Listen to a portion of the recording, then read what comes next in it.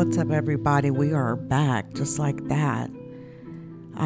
So we are getting, of course, word, and many of you have probably seen the breaking news in the last, 55 minutes or so, that a new video has been released by the Austin American-Statesman, which is an Austin, Texas newspaper.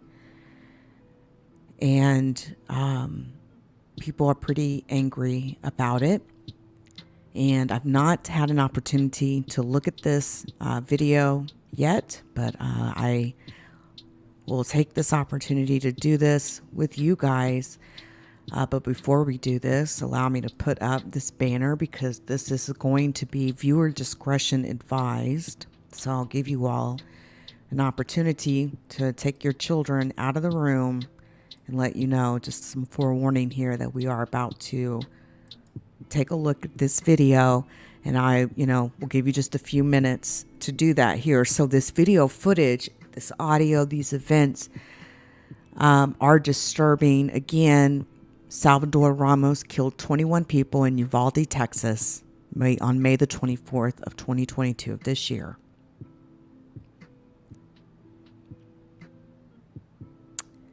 Salvador Ramos walked into Robb Elementary School unimpeded moments after he sprayed bullets from a semi-automatic rifle outside of the school building. And after desperate calls to 911 from inside and outside the Uvalde school occurred. The timeline has been coming out, and the police, an absolute inept, absolute failure from the police chief all the way down to every single police officer that works for that organization. They should all be very ashamed of themselves. They've all been wielding any sort of power they could to block information from coming out.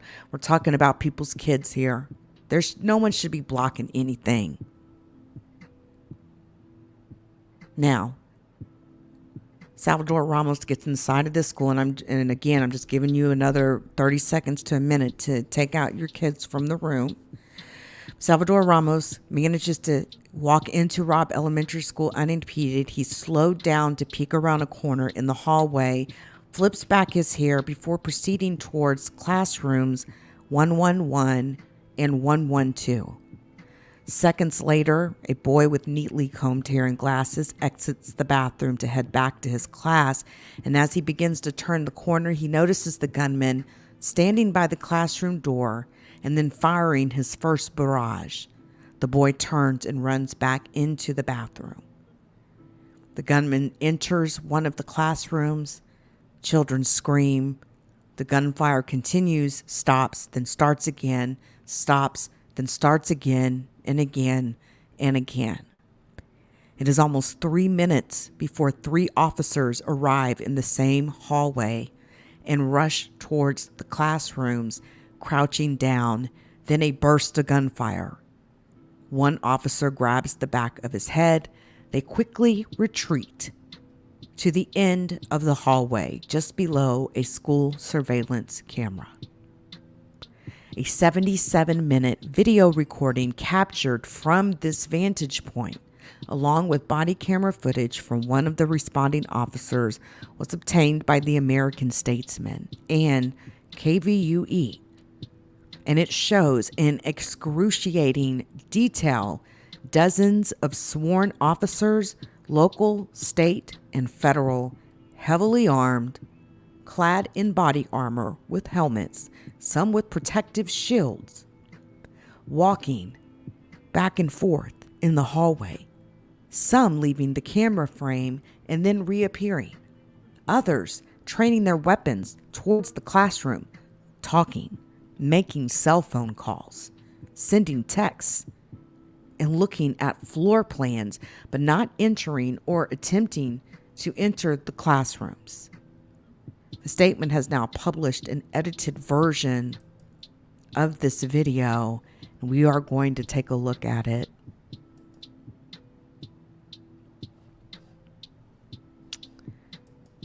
We're not going to have any other audio on, just going to have this on. Again, viewer discretion is advised. I hope you have removed any sort of small ears And I'm going to mute myself.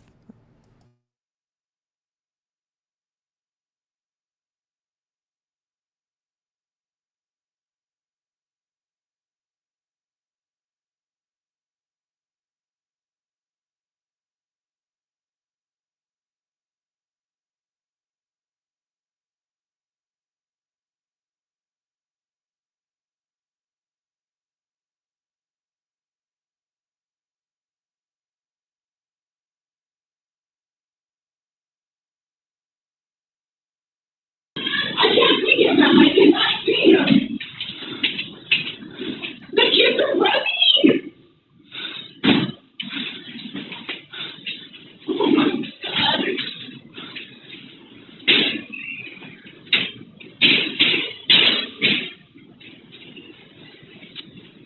Get in your room. Get in your room.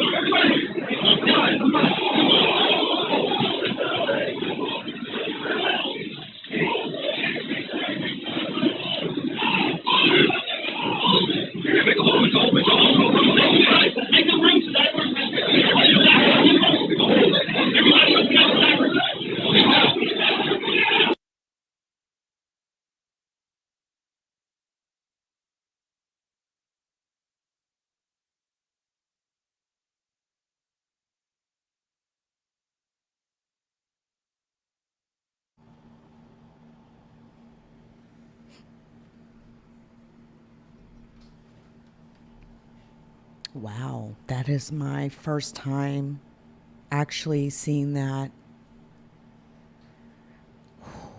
Wow.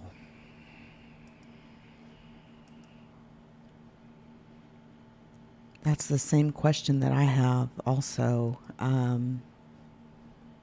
is, why haven't some of these men turned their badges in?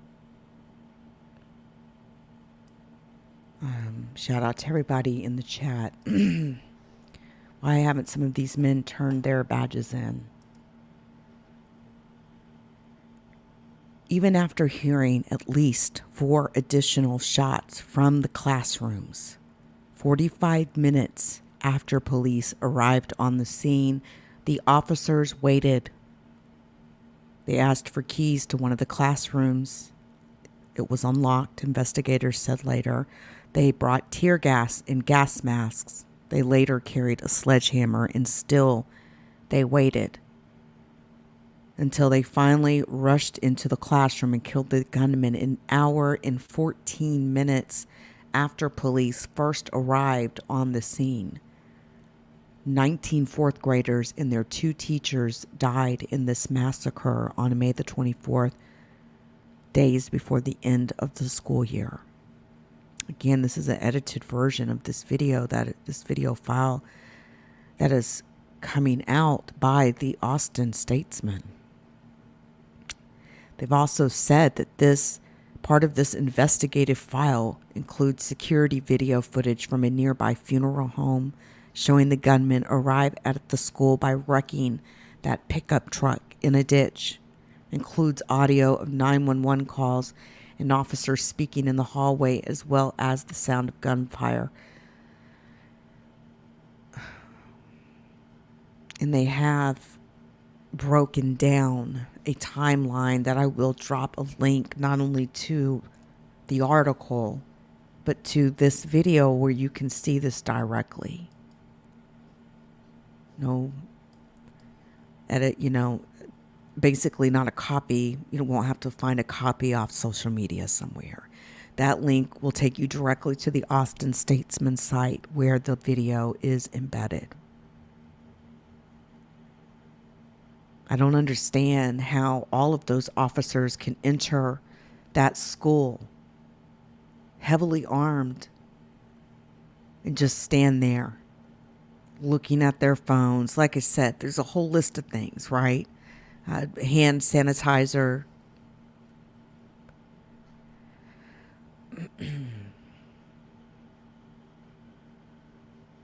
And this is what everybody's talking about tonight.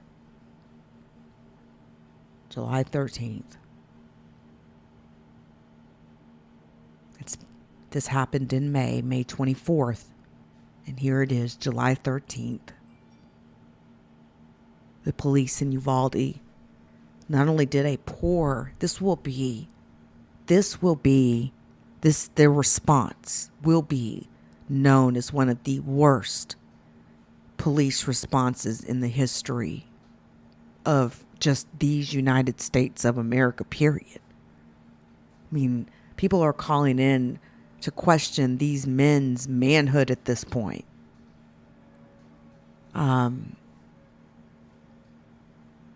Keep in mind, don't forget about the videos and the photos where we watched those parents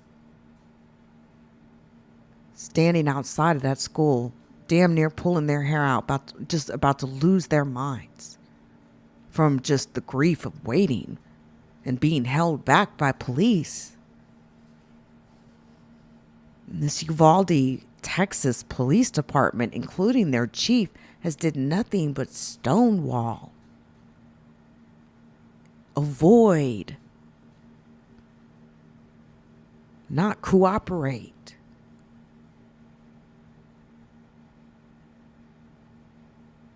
It's unbelievable, King Reco. It's just unfreaking believable.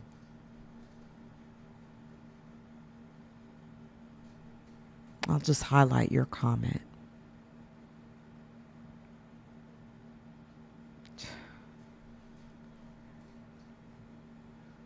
Truth is, man, a lot of people, I think, go into taking up a line of work that maybe they're not suited for. Maybe not physically suited for, because, to become like a member of the fire department, you have to be physically able. I know that, I believe, most fire departments have some sort of physical qualification. I know a particular fire department in the Dallas-Fort Worth area has like a specific, like you got to be able to lift 75 pounds. Like you've got to have a physical qualification. I don't know if that takes place with every single one of these police agencies in America. Because there sure is a lot of overweight ones. And it isn't even just their physical aspect. It's their courage as well. And I don't know as a parent how you could just sit back and, I mean, keep in mind, over 30 minutes after those police were standing in that hallway, 4 more shots rang out from Salvador Ramos.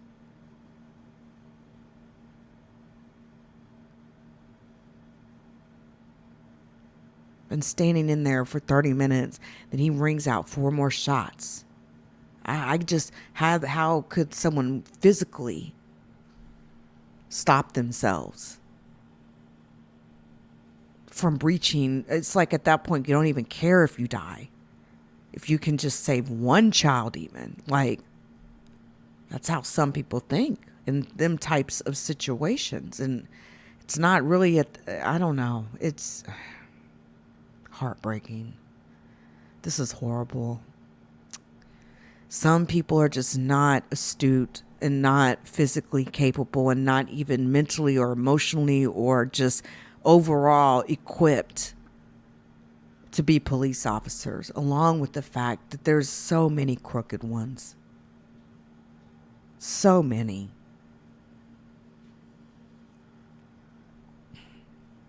And we can't just ignore it. I mean, you got the blind leading the blind.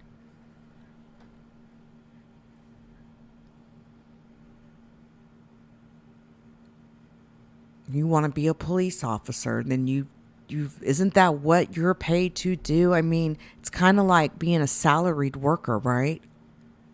You're going to get paid for 40 hours a week, but you may only work 35. But on some weeks, you're going to work 45. It's a give and a take, right?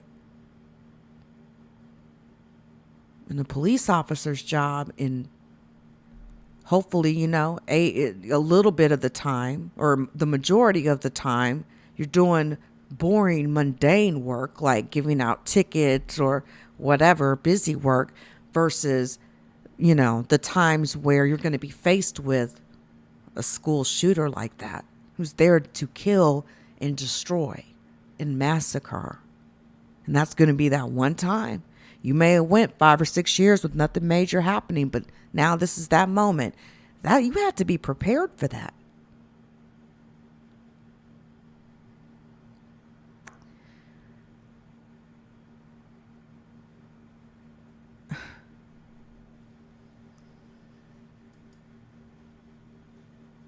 "17 officers total that ran away from that gunman."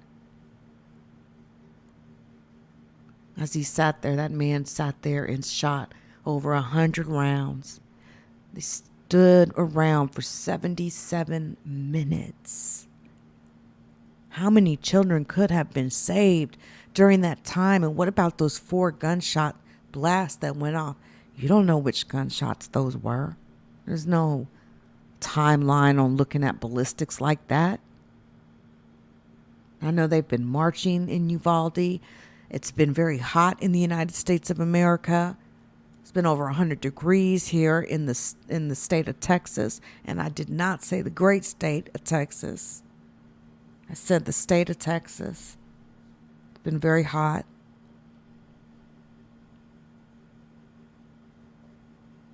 Those people in that community deserves answers.